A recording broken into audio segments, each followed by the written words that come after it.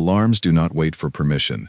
They tear through the bridge of the Dominion flagship Ashvelin like claws through silk, and I am on my feet before my mind even understands why. My name is Corin Dale. I am a tactical officer of the Xenareth Dominion, and in 11,000 years of recorded history, my people have never once sounded this particular alarm. Not during the Voss Uprising, not during the collapse of the Ninth Fleet, not even when a rogue moon tore through the Yulin system and swallowed 4 inhabited colonies whole. This alarm means something has appeared where nothing should be able to appear. Report, I snap, gripping the edge of my console so hard my knuckles pale. Sensor Officer Bryn Ashworth does not look up from her display. Her voice is tight, clipped, the voice of someone trying very hard not to sound afraid. Gravitational distortion, deep space, Sector 11, no colony traffic, no listed installations. It came from nothing, Corin. One moment there was empty vacuum. The next moment there is a mass reading larger than anything in our registry. I walk to her station. The screen shows a shape my mind refuses to accept at first glance. A ripple in space, folding in on itself. And at the center of that ripple, something vast is holding perfectly still. Run it against every known vessel class, I say. Dominion, Kriz, Ulthane, everyone. Even the extinct ones. Free. She runs it. The system searches for 3 full seconds, an eternity for a machine built to answer in microseconds, and then returns a single word across the screen. Unmatched. The bridge goes quiet in a way that frightens me more than the alarm did. Admiral Vessa Thorne steps down from the command platform, her long coat trailing behind her, her expression unreadable in the practiced way of someone who has commanded fleets for 3 centuries. Distance, she says. 200,000 Kellen, and closing at a crawl. Bryn answers. It is not accelerating toward us. It is simply present. I feel it before I understand it, a cold certainty settling into my chest. We are not the only ones who noticed. Within minutes, sensor arrays across 3 neighboring systems report the same anomaly, the same impossible mass, the same refusal to register against any known design. To understand why this moment terrifies me, you must understand what the galaxy has believed, for as long as anyone can remember. There are the old powers. My people, the Xenareth Dominion, have held our throne for 11 millennia, our fleets older than most civilizations' written language. The Kriz ascendancy rules through strength alone, their warlords proud and quick to violence, their reach stretching across 40 systems. The Ulthane Concord governs through commerce and quiet manipulation, their spies embedded in every court, their influence heavier than their fleets. Beneath these thrones sit dozens of lesser species, catalogued, monitored, permitted to exist so long as they remain useful or harmless. And beneath even them, in a small, unremarkable arm of the galaxy, sits humanity. I have read the files on humanity, back when I was young and curious and had time for such things. A single system, a single homeworld, barely out of its technological cradle by galactic standards. Observation logs class them as a nursery species, contained not by force but by simple irrelevance. They do not know we exist. We have simply never found a reason to introduce ourselves. That is what makes this moment so wrong. Every ship, every fleet, every throne, capable of producing something this size is known to us. Catalogued. Understood. There is no gap in our knowledge large enough to hide a vessel like this. Unless the gap was never in our knowledge of ships. Unless the gap was in our knowledge of who could build one. Corin. Admiral Thorne's voice pulls me back. Your assessment. I choose my words carefully, because I know they will be repeated to the throne itself before the hour is out. Nothing in our registry matches this signature. The distortion pattern suggests a cloaking method beyond anything we have theorized, let alone built. Whatever this is, it did not fail to hide from us. It chose to stop hiding. Thorne's jaw tightens almost imperceptibly. You believe this was intentional. I believe nothing about this was accidental, I say. Across the system, diplomatic channels ignite like dry grass catching flame. I watch the traffic scroll past my secondary display. 3 separate thrones scrambling ships toward the anomaly, each one careful not to announce their intentions to the others, each one desperate to be first. The Kriz ascendancy moves fastest, as always. Their war cruiser Ravok Din breaks from routine patrol and burns hard toward the coordinates, engines flaring bright enough to register from our own sensors. The Ulthane Concord is quieter, sending a single unmarked vessel that our systems almost miss entirely. A scout ship, built for subtlety rather than speed. And my own Dominion, cautious as always, dispatches the Ashvelin, which means I am no longer simply observing this moment. I am flying directly into it. Set course, Thorn orders. Full diplomatic protocol. We are the first response, not the first strike. I want to feel reassured by those words. I do not. The journey takes 6 hours, and in that time, I do something I rarely allow myself. I pull old records, the deepest archive files on humanity that the Dominion keeps, files most officers never bother reading, because the subject is considered beneath serious attention. What I find unsettles me more than the anomaly itself. The earliest observation logs are ordinary, almost dismissive in tone. A young species, primitive weapons, fractured governance, centuries away from meaningful spaceflight. Standard containment protocol advises passive monitoring only. No contact, no intervention. But scattered through later entries, decades apart, are gaps, missing data, observation posts that report anomalies of their own, small disappearances, sensor blackouts lasting mere seconds before resuming, as if nothing happened. Every gap is explained away in the official summary as equipment malfunction. I do not believe in that many malfunctions. I close the file before I can spiral further into questions I cannot yet answer, and I return my focus to the bridge, where Bryn's voice has taken on a new edge. Corin, you need to see this. I move to her station. The vessel is close enough now for detailed scans, and the picture forming on her display steals the breath from my chest. It is not simply large. It is patient, in a way that vast things rarely are. Its hull is dark, unreflective, swallowing the light around it rather than bouncing it back. There are no visible weapon ports that our systems can identify, no obvious engine glow, no markings that match any known language. And yet, somehow, it does not feel unarmed. It feels like something holding its hands open precisely because it does not need to close them into fists. Life signs? I ask. Unclear, Bryn admits, frustration bleeding into her voice. Our deep scan cannot penetrate the hull material.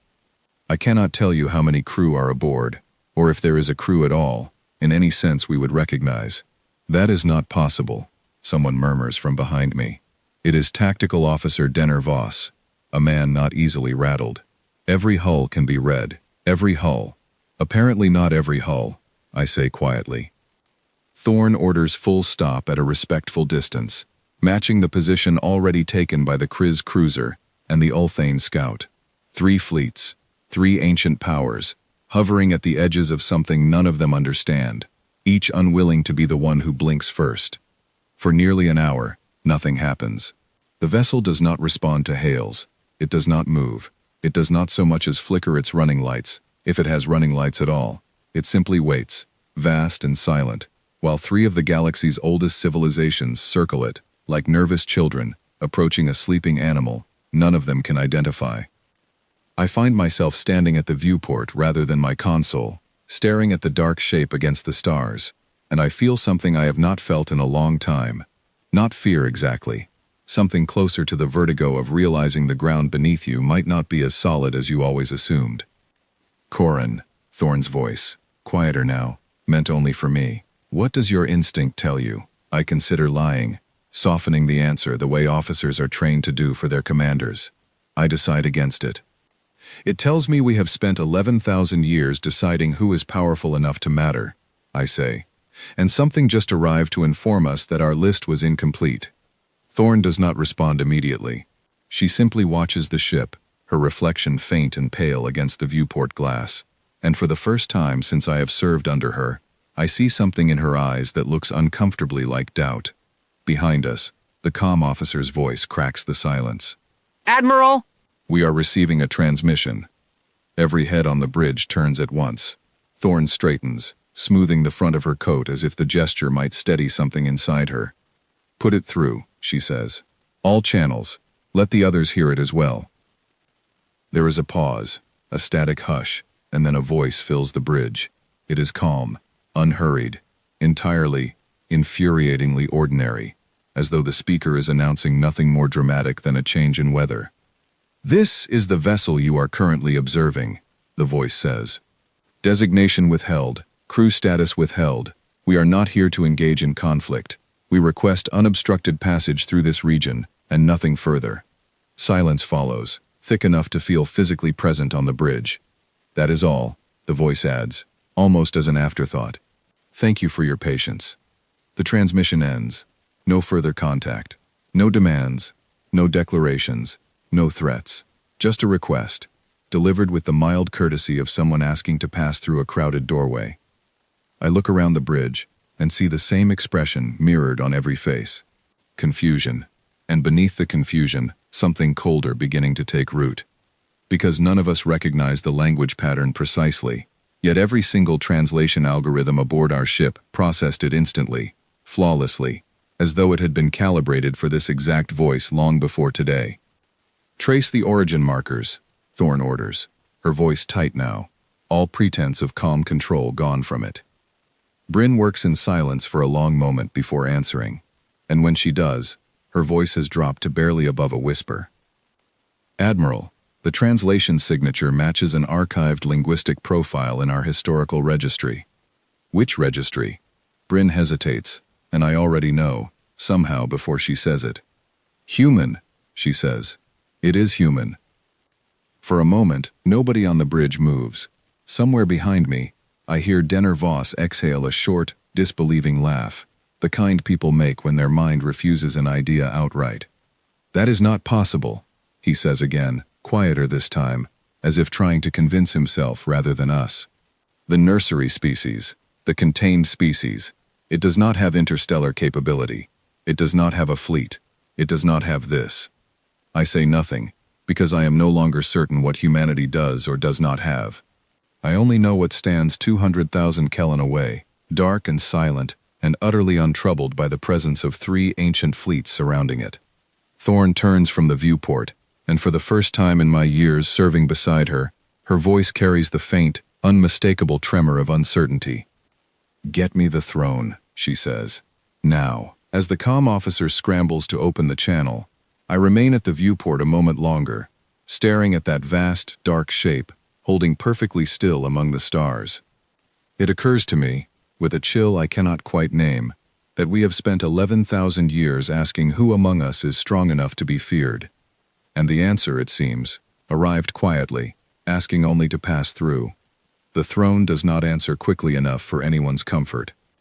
3 hours pass while the Ashvelin holds position beside the Kryze cruiser and the Ulthane scout, all 3 fleets frozen in the same uneasy standoff, waiting for orders from governments that seem unable to decide what to do with a problem they never expected to face. I spend those hours doing the only useful thing available to me. I watch. The human vessel does not move.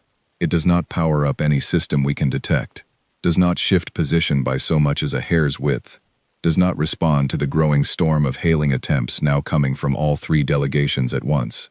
It simply sits in the dark, patient in a way that feels less like passivity and more like restraint. "It is testing us," I say quietly to Bryn, who has not left her station since the first alarm sounded.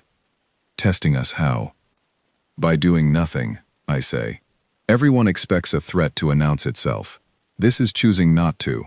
That is its own kind of message."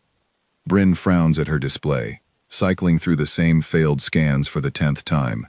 I still cannot get a clean read on crew count, not one. Every method I try returns the same result, nothing. "Perhaps there is no crew," Denner offers from across the bridge, though his voice lacks conviction. "Perhaps it is automated." "Then who spoke to us?" I ask, and no one answers, because none of us have a satisfying reply. At the edge of my console, a new alert blinks into existence. Diplomatic priority. Routed directly from the throne. Admiral Thorn crosses the bridge in 3 long strides and opens the channel herself. The voice that answers belongs to Chancellor Yura Velkath, second only to the Dominion sovereign in matters of interstellar policy. Her tone carries the particular weight of someone who has spent the last several hours arguing with people who disagree with her. "Admiral Thorn." Report your situation exactly as observed. No speculation. Thorn recounts everything precisely. The anomaly, the vessel, the transmission, the linguistic match to humanity's archived profile. She leaves out nothing, not even her own uncertainty, which I respect more than I expected to. There is a long pause on the other end of the channel. You are certain of the translation match, Velkath finally says. Bryn Ashworth, my censor officer, has verified it 3 times independently, Thorn answers. The pattern is human. There is no reasonable alternative interpretation. Another pause, longer this time. When Velkath speaks again, her voice has lost some of its composure, just enough for me to notice. The Kriz Ascendancy is proposing a unilateral seizure operation, she says. They believe first possession of an unidentified vessel of this class grants them exclusive technological rights under the old salvage codes. That vessel is not a derelict, Thorn says sharply. It spoke to us.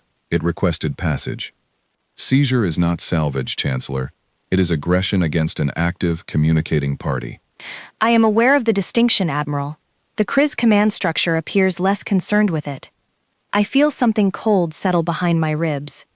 I look toward the viewport, toward the dark shape still holding its silent position among the stars, and I think of the calm, unhurried voice that spoke to us only hours ago, a voice that had asked, politely, simply, for nothing more than passage. Chancellor, Thorn says carefully, if the Kriz attempt force against that vessel, we cannot guarantee what response follows. We do not know its capabilities. We do not know its intentions beyond what it has already stated. This is not the moment for provocation. I understand your position, Admiral. I do not command the Kriz fleet. Velkath's voice hardens into something more official, more careful, the voice of someone protecting herself as much as delivering an order. Maintain observation distance. Do not engage, unless engaged. The throne will make its position known once full council convenes. The channel closes. Thorn stands motionless for a long moment, staring at the now silent comm display, and I recognize in her posture the particular frustration of a commander given an order that solves nothing. They are going to let the Kriz test it first, Denner says quietly, disbelief coloring his voice. They are going to let someone else find out what happens.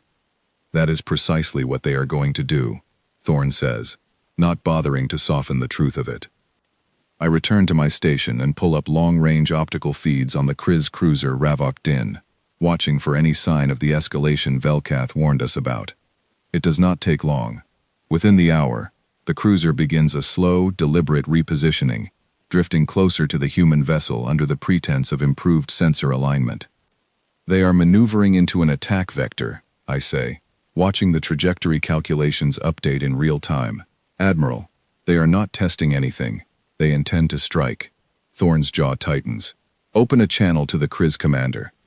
It takes several attempts before the connection resolves, and when it does, the face that appears on our display belongs to Warlord Ausen Krith, a broad-shouldered figure whose reputation for impatience precedes him across every diplomatic circle in the region. Ashvelin, he says by way of greeting, his tone already dismissive. Come to lecture me on restraint, Admiral Thorn. Come to advise you against a mistake, Thorn replies evenly. That vessel has made no hostile move. If you fire first, you will be the one who decided this encounter, not them. Krith's expression twists into something between amusement and contempt. The nursery species built one impressive hull, and now everyone treats it like a god descending from the void. I will not bow to fear built on ignorance, Admiral. A single ship, unescorted, unsupported. We will disable it, board it, and learn everything your caution refuses to ask. And if you are wrong about what it can do, then I will be the first to know, Krith says, and cuts the channel before Thorn can respond. He is going to do it, Bryn says, watching her display in horror. He is actually going to do it. I feel my pulse climb as I watch the Ravok Din finish its repositioning, engines flaring bright as it settles into firing range. Every instinct in me screams that this is a mistake, of a magnitude none of us are prepared to understand. Yet there is nothing any of us can do but watch. Record everything, Thorn orders, her voice tight. Every sensor channel, full resolution. Whatever happens next, the throne will need to see it exactly as it occurs. The Kriz cruiser opens fire without warning, without further hailing, without so much as a final demand for surrender. A full barrage of directed energy lances across the dark toward the human vessel, precise and merciless, the kind of opening strike designed to cripple rather than merely wound. I brace myself for the flash of an explosion, the silence of a kill, the horrible confirmation that whatever waited among the stars was simply a very large, very undefended target after all. It does not come. Instead, the entire forward section of the human vessel flares with a soft, almost gentle light, a shimmer spreading across its hull, like water rippling outward from a stone. The barrage strikes that shimmer and simply stops, absorbed into nothingness, as though the weapon's fire had struck something that did not consider it worth acknowledging as a threat. "Admiral," Bryn's voice cracks with disbelief. The entire barrage was absorbed. No hull damage. No shield fluctuation. Nothing. For one suspended moment, silence reigns across every fleet in the system. Three ancient powers holding their breath in the wake of an attack that should have ended in fire and debris, and did not. Then the human vessel responds. There is no visible weapon discharge that our systems can identify. No warning flare. Nothing our sensors register as an attack signature at all. There is simply a single, brief pulse of energy that crosses the distance between the two vessels in less time than it takes to draw a breath, and the Ravok Din goes dark. Not destroyed, not broken apart into debris and screaming survivors. Simply dark, engines dead, weapons silent, drifting powerless against the black backdrop of space, as though someone had reached out and quietly, precisely, turned it off. "Life signs aboard the Krizi vessel," Thorn demands. Bryn checks, her hands trembling slightly against her console. Stable. All crew reading alive. Every system is offline except life support and internal gravity. It is untouched, Admiral. Beyond disabled. I stare at the frozen wreck of what had been, moments ago, one of the most feared warships in the Kriz Ascendancy's fleet, and I understand, with a clarity that chills me to the bone, exactly what has just happened. The human vessel did not destroy its attacker. It chose not to. It possessed, in that single instant, more than enough capability to end every life aboard that cruiser, and instead it disabled them, gently, precisely, as though sparing them was less an act of mercy and more a simple, obvious choice, requiring no particular effort at all. That is what terrifies me most, not the power itself, but the absolute, unbothered restraint behind it. The human transmission returns moments later, the same calm, unhurried voice as before, addressing no one vessel in particular, simply speaking into the open channel for every fleet in the system to hear. "Unprovoked hostile action has been logged," the voice says. "No further retaliation will occur unless additional aggression is directed at this vessel. We remain willing to proceed under the original terms. Passage only." The transmission ends as calmly as it began, and across the bridge of the Ashvelin, no one speaks for a long moment, because there is nothing adequate left to say. Thorn finally breaks the silence, her voice quieter than I have ever heard it. "Send that recording to the throne, immediately. Full priority." "Admiral," Denner says slowly, still staring at the drifting wreck of the Ravok Din, "what exactly did we just watch happen?" Thorn does not answer him directly. Instead, she looks toward the viewport, toward that vast, dark, silent shape still holding its position among the stars, entirely unbothered by the attack it had just survived without effort. "We watched a mistake," she says finally. "One I fear every throne in this galaxy is about to understand, far too late." I say nothing, because my mind is already elsewhere, turning over the archived files I read only hours ago, the strange gaps in observation logs, the disappearances explained away as malfunction, the quiet, unsettling pattern of a species that had always seemed content to be underestimated. I think of the voice that spoke to us, courteous, even after surviving an ambush, and I wonder, for the first time with genuine dread, exactly how long humanity has known far more about us than we have ever known about them. News of the Ravok Din spreads faster than any courier ship could carry it, faster than protocol allows, faster than the throne can control. Within hours, every commercial channel, every listening post, every idle trader with a working receiver, knows that the Kriz Ascendancy fired on an unknown vessel and lost without a single shot landing in return. I watch the reaction ripple across the system from my station, message traffic spiking to levels I have never witnessed in my career. Fear does not spread evenly. It spreads according to who has the most to lose. And right now, every throne in the galaxy is calculating exactly that. Admiral Thorne calls me to her private ready room less than an hour after we transmit our recording to the throne. She does not invite me to sit. "You read the archived files on humanity before we departed," she says. "It is not a question." I did. "Tell me what you found that is not in the standard summary." I hesitate only briefly before answering, because I know withholding anything now would serve no one, least of all myself. "Gaps, Admiral. Small ones, scattered across decades. Observation posts reporting brief sensor blackouts, always explained as equipment failure. Disappearances of monitoring drones near the human home system, always written off as debris collisions or unexplained system errors." Thorne's expression does not change, but something behind her eyes sharpens. "How many incidents?" I counted 11, in the last 3 centuries alone. There may be more in older archives I did not have clearance to access. 11 incidents of unexplained anomalies, near a species we catalogued as harmless and unaware, Thorne repeats slowly, testing the weight of the words. "And no one thought to investigate." "No one thought it worth the resources," I say. "The nursery classification made it easy to dismiss."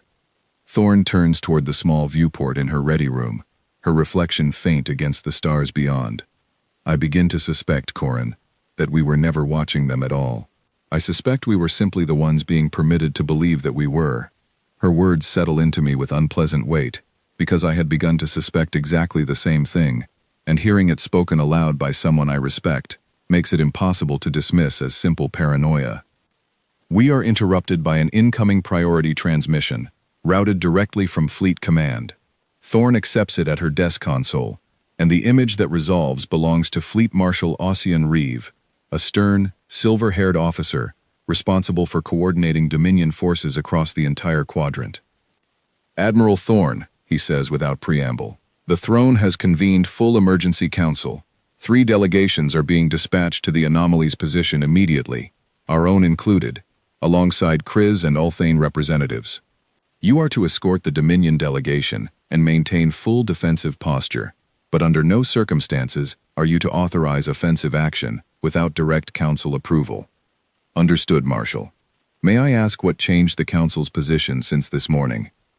Reeve's expression tightens almost imperceptibly.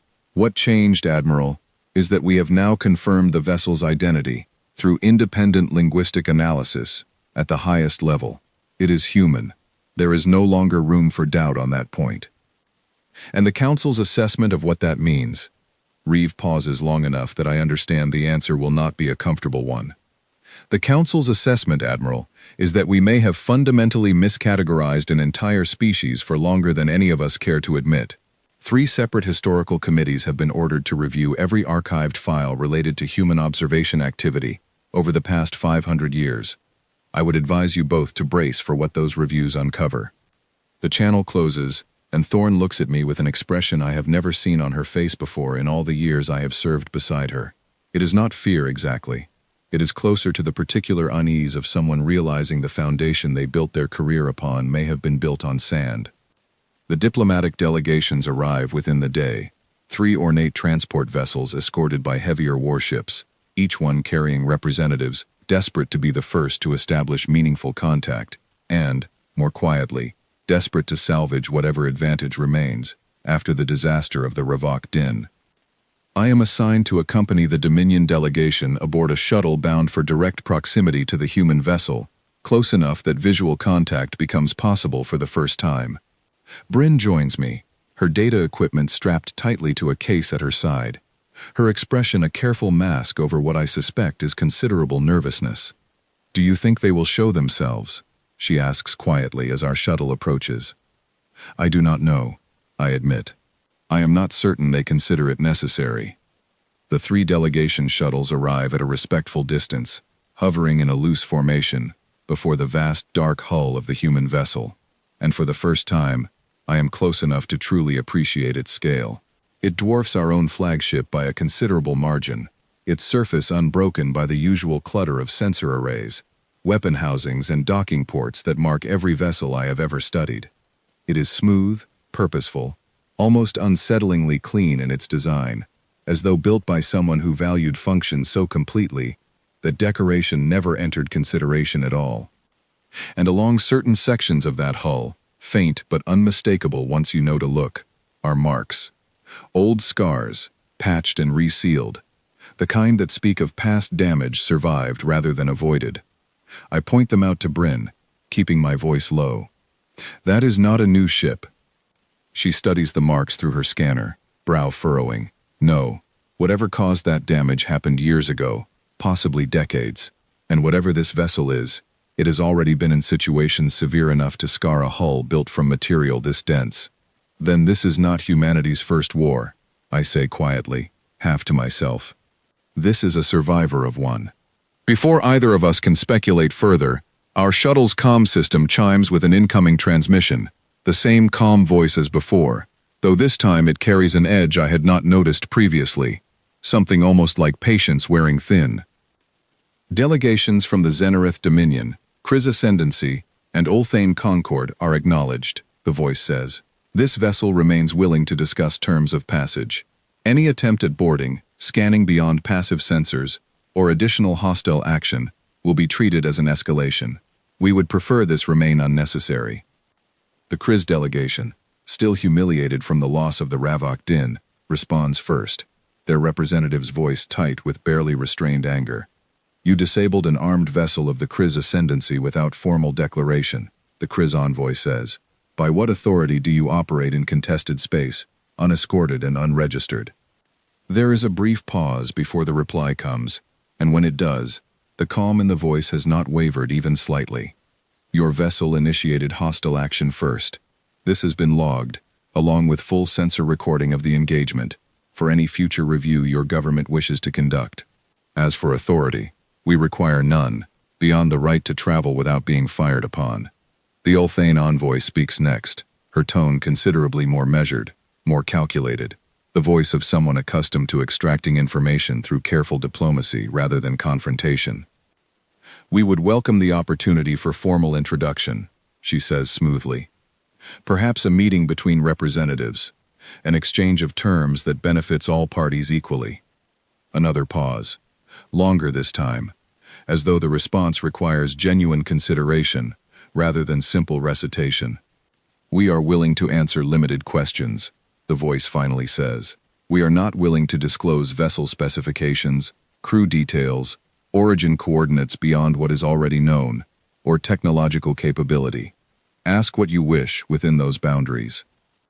I watch the exchange unfold from my shuttle, recording every word for later analysis, and I notice something the delegations seem too focused on their own agendas to catch. The voice never once identifies a name, a rank, a title. It speaks with the calm authority of command, yet offers no credentials, no hierarchy, nothing that would allow us to understand who, precisely, we are speaking with. It is Bryn who voices the question that has been forming quietly in my own mind. Corin, she murmurs, keeping her voice low enough that only I can hear it over our private channel.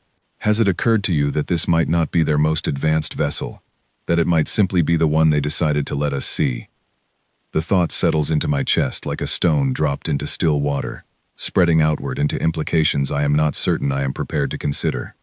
Because if this vessel, capable of shrugging off a full Kriz barrage without so much as a shield flicker, disabling an armed cruiser without effort, and speaking to 3 ancient civilizations with the calm patience of someone addressing children, is not the pinnacle of human capability, but merely a representative sample, then what, precisely, has humanity been building in the silence we mistook for helplessness? The delegations continue their careful, guarded exchange for the better part of an hour, each side probing for advantage, each answer from the human vessel measured, precise, and utterly devoid of the fear or aggression any of us had expected to find. And through it all, I find myself watching not the negotiation, but the ship itself, vast and dark and patient, waiting among the stars like something that has done this exact dance before, in some other corner of some other conflict, long before any of us ever knew its name. The negotiations stretch into a second day, and I begin to understand that patience is not simply a trait of the vessel before us.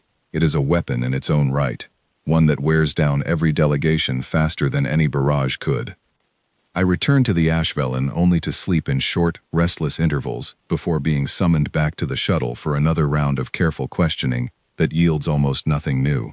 The human vessel answers precisely what it chooses to answer, and deflects everything else with the same unhurried calm, and I find myself, against my better judgment, developing a grudging respect for whoever is guiding that restraint. It is during the third round of exchanges that the mood shifts, and not because of anything the humans say. Warlord Asen Krith arrives in person, aboard a heavily escorted cruiser, his humiliation from the loss of the Ravok Din evidently having curdled into something far more dangerous than simple anger.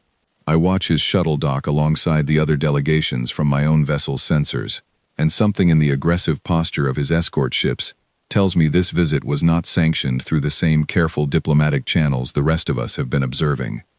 He is going to try again, Bryn says quietly, watching the same feed.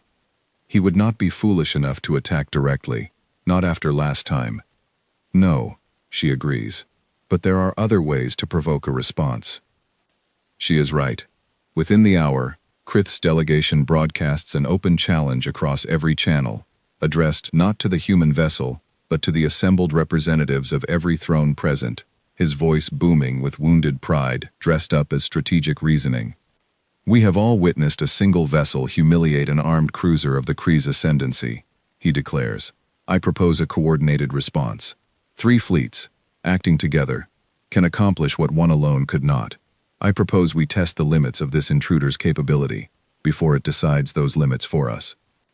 Silence follows across the open channel, the kind of silence that speaks louder than argument, because every delegation present understands exactly what Krith is asking, and none of them are foolish enough to answer immediately.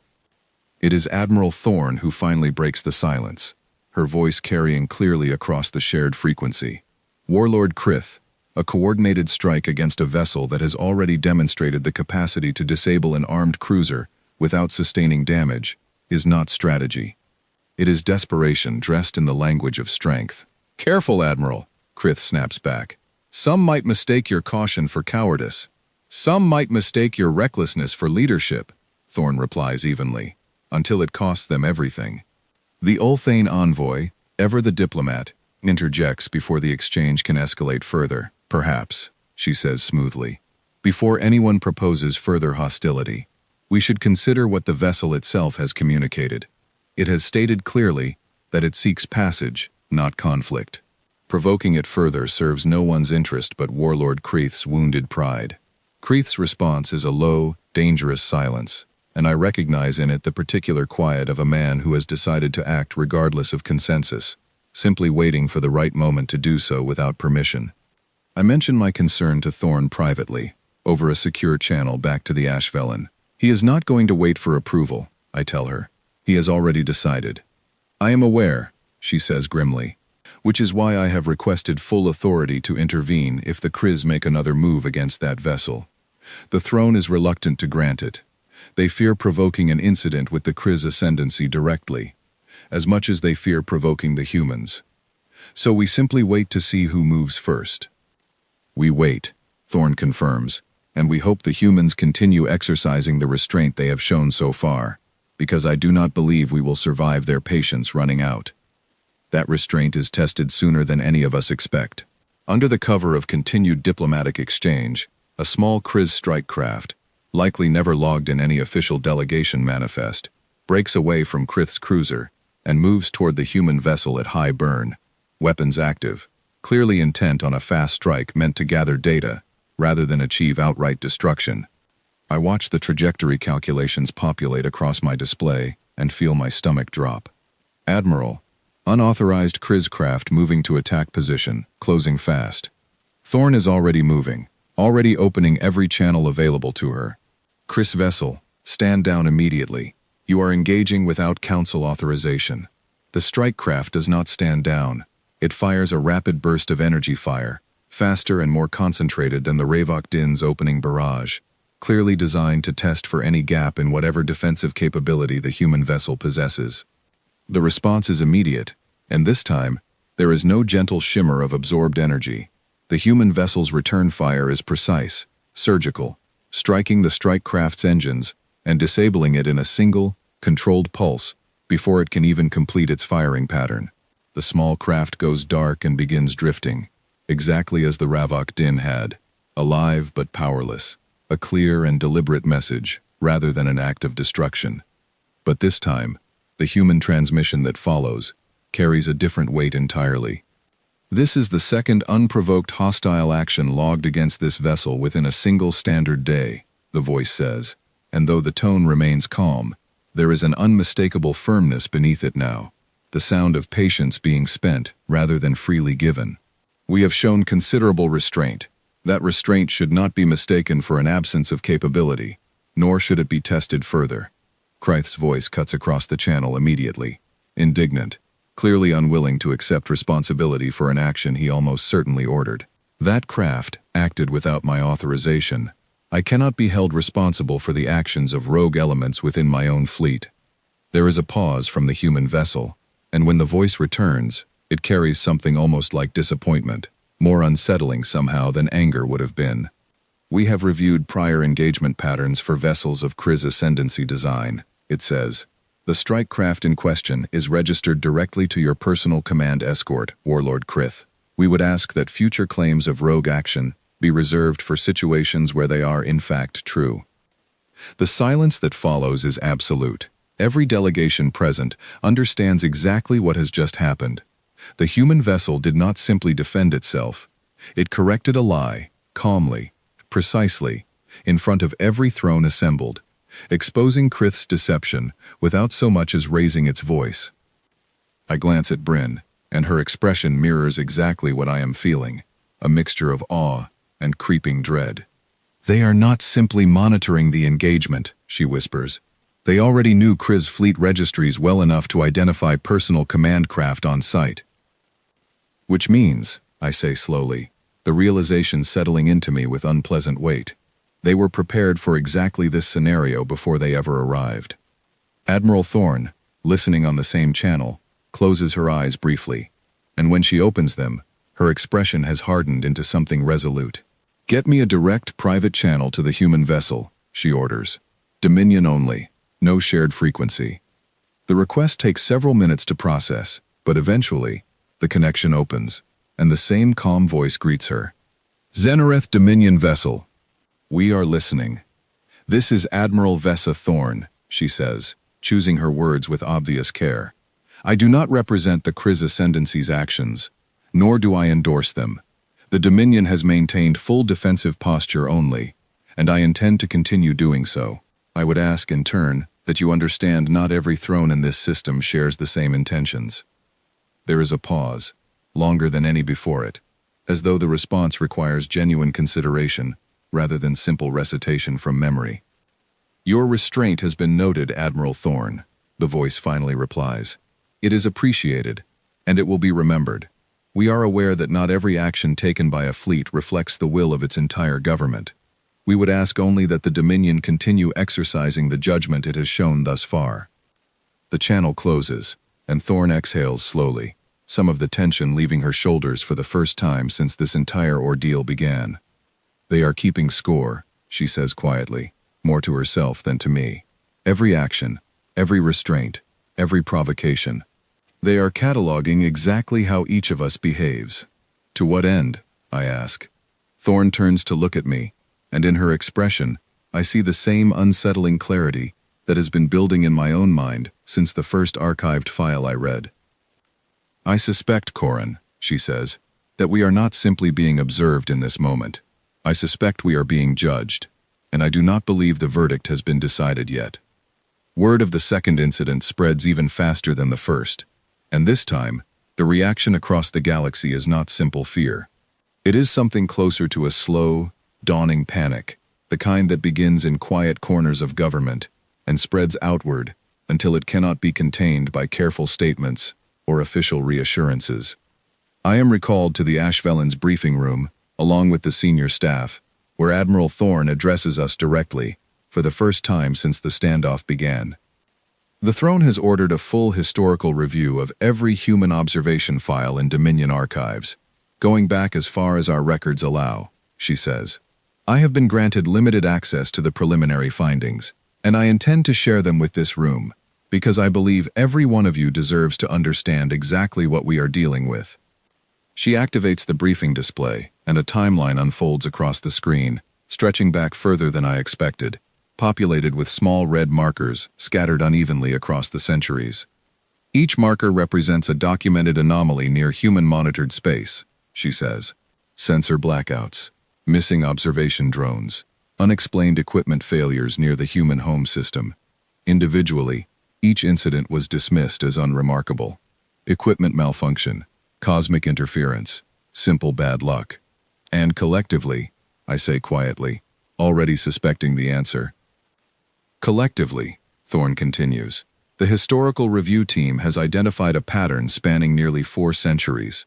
Every single incident occurred immediately after Dominion observation posts attempted to escalate surveillance beyond passive monitoring, deploying additional drones, increasing scan frequency, attempting closer orbital positioning. The room falls silent as the implication settles over everyone present. They were pushing back, Bryn says slowly. Every time we tried to look closer, something interfered, and we never once considered that the interference might be intentional. Because the nursery classification made it easy to dismiss, Thorne says, echoing my own words back to me from days earlier. We assumed a species incapable of interstellar travel could not possibly be responsible for disrupting our surveillance efforts. We were wrong. Catastrophically wrong. Denner Voss, arms crossed, shakes his head slowly. 4 centuries. That is how long they have been quietly limiting what we could learn about them, while we believed the entire time that we were the ones in control of the relationship. There is more, Thorne says, and something in her voice tells me the worst of it has not yet been revealed. The review team cross-referenced incident dates against records of missing personnel from observation posts near human-monitored space. 7 confirmed disappearances over the same 4-century period, all classified at the time as accidents, equipment failures, or unexplained losses in transit. You believe those were not accidents, I say. I believe, Thorne says carefully, that we do not yet know what those incidents were. But I no longer believe in coincidence on this particular scale. The briefing continues for another hour, cataloging incident after incident, each one individually explainable, each one collectively part of a pattern too consistent to dismiss any longer. By the time Thorne concludes, the mood in the room has shifted entirely, from confusion to something far heavier, something closer to the particular dread of realizing an old, comfortable assumption was never true to begin with. I am given leave to rest afterward, though sleep proves impossible. Instead, I find myself once again reviewing the archived files, searching for anything the historical team might have overlooked, anything that might offer context to the pattern now laid bare before us. It is in the oldest files, buried deep in an archive rarely accessed by anyone outside specialized historical research, that I find something the review team apparently missed. A single entry, over 3 centuries old, filed not by a Dominion observation post, but by an independent trade envoy who briefly, accidentally, made contact with a human vessel far outside authorized channels. The report is brief, clearly filed by someone who did not fully understand the significance of what they witnessed. It describes a small human scout craft encountered during a routine trade route, initially assumed to be a lost or malfunctioning vessel, given its primitive appearance by Dominion standards. The envoy attempted contact out of simple curiosity.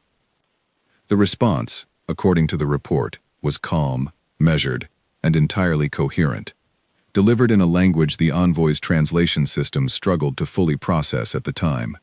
The human crew, when briefly glimpsed through a viewport during a supply exchange, appeared entirely ordinary, unremarkable.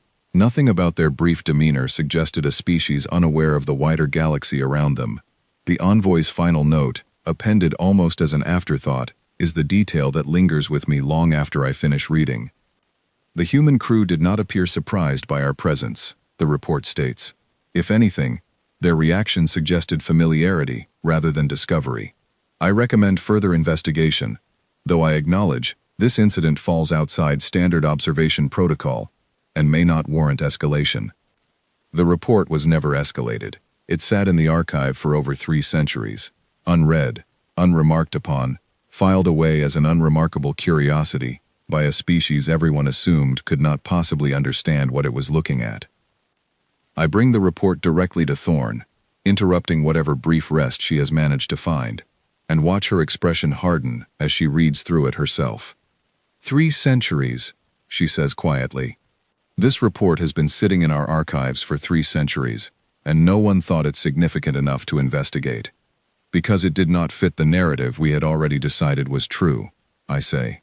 A nursery species does not react to first contact with familiarity. It reacts with confusion, fear, curiosity. Not calm. Thorn sets the report down slowly, staring at it as though it might rearrange itself into something less unsettling if she looks long enough. If this report is accurate, she says finally, then humanity has known about the wider galaxy for far longer than 3 centuries. Long before we ever noticed them noticing us. And every interaction since then, I add. Every gap in surveillance, every disappearance we dismissed as accident, may have simply been them managing exactly how much we were allowed to learn. Thorn is silent for a long moment, and when she finally speaks again, her voice carries a weight I have never heard from her before, something close to genuine fear, disguised as careful professionalism. We did not discover a nursery species that recently developed the capability to build a vessel like the one waiting outside our fleet, she says slowly. We discovered that a far older, far more capable civilization allowed us to believe we were the ones observing them, for as long as it served their purposes, to let us believe it. I think of the vessel itself, patient and scarred, and utterly unbothered by every provocation thrown against it, and I understand, with a clarity that settles cold and certain into my chest, that we are no longer simply facing an unknown threat. We are facing the quiet, patient consequence of centuries spent underestimating something that was never actually hiding from us at all. It was simply waiting to see what we would do with the freedom that underestimation provided. And judging by the calm, measured restraint we have witnessed so far, I do not believe humanity is pleased with what it has found. The summons comes on the 4th day, delivered not through the careful diplomatic channels that had governed every prior exchange, but as a single, unfiltered transmission addressed to every delegation present at once, Dominion, Kriz, and Ulthane alike, with no distinction made between them. All delegations are requested to receive a formal statement, the calm voice announces. This transmission will not be repeated. We ask that it be recorded in full and delivered to your respective governing bodies without alteration. Admiral Thorn orders every recording system aboard the HFY active before the transmission continues, and I find myself holding my breath without quite realizing I have done so, some instinct warning me that whatever comes next will matter far more than anything spoken in the days prior. For the benefit of clarity, the voice begins, this vessel has, over the course of this encounter, cross-referenced publicly accessible fleet registries, historical engagement records, and archived observation logs belonging to the Xenareth Dominion, the Kriz Ascendancy, and the Ulthane Concord. We wish to share a summary of what that review revealed. A pause follows, brief but deliberate, as though allowing the weight of the statement to settle before continuing. Over the past 412 years, our records indicate 217 documented incidents involving unauthorized surveillance, unregistered vessel intrusions, and covert observation activity directed at human-controlled space and human civilian populations. Of these incidents, 183 originated from Dominion-registered observation posts operating without formal diplomatic authorization. The remainder are attributed variously to Kriz reconnaissance elements and Ulthane intelligence operations. I feel the blood drain from my face as the numbers settle into the silence of the bridge. Around me, I watch the same reaction mirrored on every officer present, disbelief curdling rapidly into something far heavier. In addition, the voice continues, entirely unhurried, we have identified 9 separate incidents in which human civilian vessels, engaged in ordinary transit or trade activity outside, monitored corridors, were intercepted, boarded, and subjected to what your own archived reports classify internally as sample collection procedures. Crew members from these incidents were, in each case, returned with memory alteration applied, and the incidents themselves were subsequently filed as unremarkable maintenance stops or minor transit delays. The silence that follows is absolute. I look toward Thorn, whose expression has gone pale, her hands gripping the edge of her console tightly enough that her knuckles have lost all color. We are not sharing this information as an accusation delivered in anger, the voice continues. And somehow, that calm, measured tone makes the statement land even heavier than outrage would have. We are sharing it because every throne present today has operated under the assumption that humanity remained unaware of these activities. We wish to correct that assumption clearly, and without ambiguity, so that no further misunderstanding occurs between us. Denner Voss, standing rigid beside his station, finally breaks the silence with a voice barely above a whisper. They knew. This entire time, they knew exactly what we were doing to them, and they said nothing. We chose observation over confrontation, the voice continues, as though anticipating exactly the reaction unfolding across every bridge, listening to this transmission, not out of weakness, but because premature conflict serves no one's interest, least of all a species still determining its place within a wider galactic community it did not ask to be measured against. Another pause, and when the voice resumes, something in its tone shifts, not colder exactly, but firmer, carrying the unmistakable weight of a decision already made rather than one still under discussion. However, patience has practical limits, and recent events have demonstrated that certain parties within this system remain willing to escalate hostility, even in the face of clear and repeated restraint. We are therefore issuing the following terms, effective immediately, for consideration by every governing body represented here today. I feel my pulse climbing as the terms begin. First, all unauthorized observation activity directed at human-controlled space, human vessels, or human civilian populations will cease immediately and permanently. Any future incident will be treated as a direct and deliberate act of aggression, subject to response proportional to the severity of the violation. Second, full disclosure will be provided, through diplomatic channels of each government's choosing, regarding the 9 documented incidents of civilian interception referenced previously, including identification of responsible parties and appropriate resolution as determined through mutual negotiation. Third, humanity does not currently seek formal inclusion within existing galactic governance structures, nor do we request recognition as a throne among equals. We request only that our sovereignty over our own systems and our own people be acknowledged and respected without further need for demonstration. The final term lands with particular weight, and I understand immediately why. It is not a demand for power. It is not a request for territory, resources, or influence. It is, in its entirety, a request simply to be left alone, delivered by a species with more than sufficient capability to demand far more than that if it chose to. We recognize, the voice continues, that trust between our peoples cannot be rebuilt through a single transmission, nor do we expect it to be. We offer these terms in good faith, as a foundation from which further understanding may eventually be built, should any of the governments present wish to pursue it. Failure to observe these terms, however, will be understood as a clear indication that such understanding is not currently desired. The transmission pauses one final time, and I brace myself for a closing threat, some final demonstration of force meant to underscore everything spoken before it. It does not come. This concludes our statement, the voice says simply. We thank you for your attention, and we hope future encounters between our peoples occur under better circumstances than this one. The channel closes, and for a long, suspended moment, no one aboard the Ashvelin moves at all. It is Bryn who finally speaks, her voice hollow with the particular exhaustion of someone who has just watched an entire worldview collapse in real time. They are not asking for an apology. They are not asking for reparations, or territory, or influence within our governing structures. They are asking us to simply stop, and to acknowledge that we were wrong to begin with.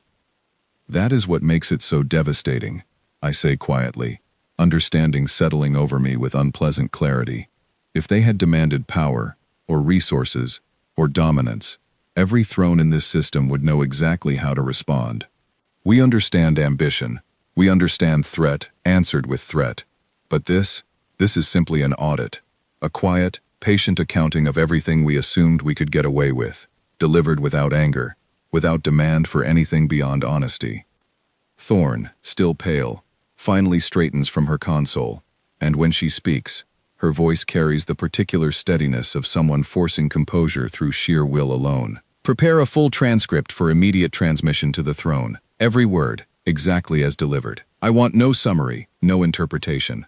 The council needs to hear this exactly as we heard it.